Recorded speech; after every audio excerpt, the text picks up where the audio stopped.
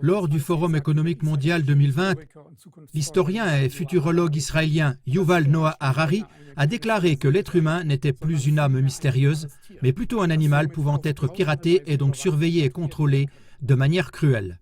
Il a souligné que le pouvoir de pirater des personnes résulte de la multiplication des connaissances biologiques, de la puissance de calcul et des données. Harari a expliqué qu'un système qui nous comprend mieux que nous ne nous comprenons nous-mêmes peut prédire nos sentiments et nos décisions, nous manipuler et, en fin de compte, choisir à notre place. Dans une interview accordée à CLA TV, l'économiste et analyste financier américain Patrick Wood, rédacteur en chef du portail d'information Technocracy New and Trends, a également donné un aperçu effrayant du contrôle progressif de l'humanité par l'IA. Qui pourrait faire cela si ce n'est peut-être un transhumaniste ou un groupe de personnes qui veulent changer la nature de l'humanité? Peut-être veut-il provoquer l'humanité 2.0 dont parle Klaus Schwab au Forum économique mondial? Et vous savez, Harari dit que la technologie va maintenant sous la peau et ne fait plus qu'un avec le corps. Il s'agit donc du transhumanisme qui progresse à grands pas. L'objectif de la recherche transhumaniste est de transformer le corps biologique des humains avec toutes ses imperfections en le reliant à l'intelligence artificielle pour en faire des biorobots dotés de capacités surhumaines. Le directeur américain de l'ingénierie chez Google, Ray Kurzweil, l'a décrit comme suit. Cette fusion de l'homme et de la machine conduira à un monde où il n'y aura plus de distinction entre la vie biologique et la vie mécanique. Voici 3 exemples de développements récents qui montrent à quel point ces technologies transhumanistes sont déjà avancées. Premièrement, l'émission Relations personnelles avec l'IA, des conséquences fatales, a mis en évidence les graves dérives déjà visibles avec les intelligences artificielles. Ainsi, de plus en plus de personnes entretiennent des relations avec un chatbot. Cela signifie qu'ils communiquent via leur smartphone avec une personne fictive générée par l'IA. Le type de relation avec ces personnes va de l'amitié à la relation amoureuse romantique. Étant donné qu'en tant qu'être humain, nous avons besoin d'émotions et aussi de communication pour nous sentir bien, c'est justement à ce niveau que nous sommes vulnérables et influençables.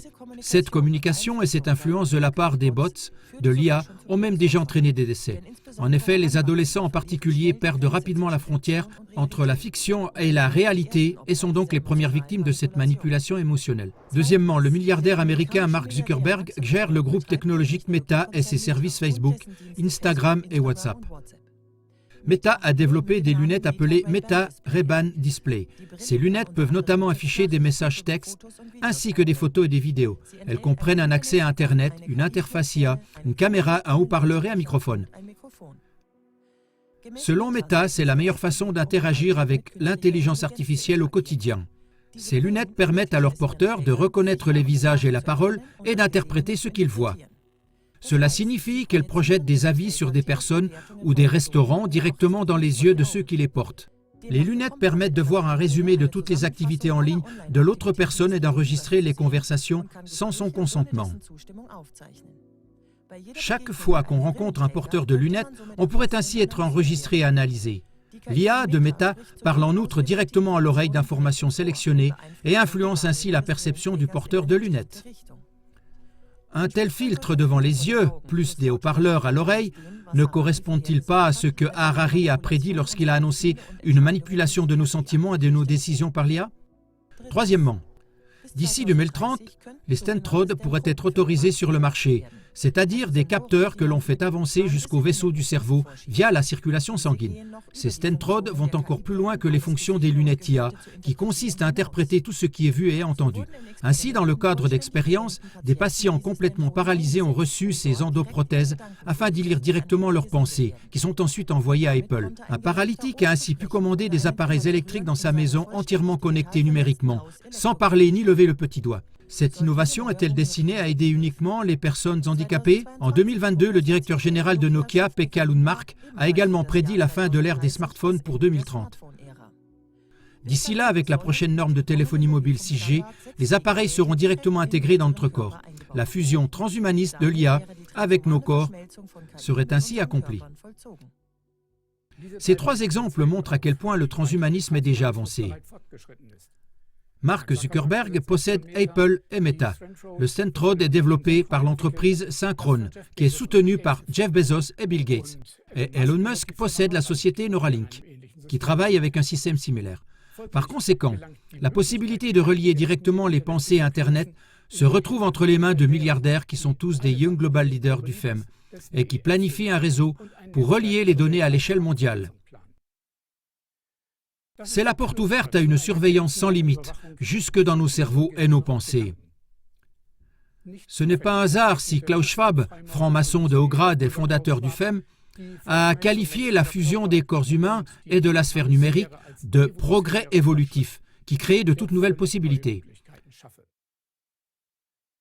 Selon Schwab, cette révolution industrielle ne changera pas seulement la manière dont nous communiquons, mais aussi notre propre identité.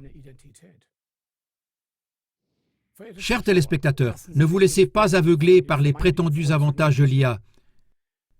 Il vise à la fusion de l'homme et de la machine, et donc au contrôle total de l'homme. Ce prétendu progrès évolutif ne serait rien d'autre que la perte de notre identité et la réalisation des rêves de cette élite autoproclamée. Ne laissez pas une technologie numérique vous priver de votre capacité de réflexion. Renoncez à ces aides qui permettent de contrôler et de manipuler votre capacité de réflexion et vos émotions.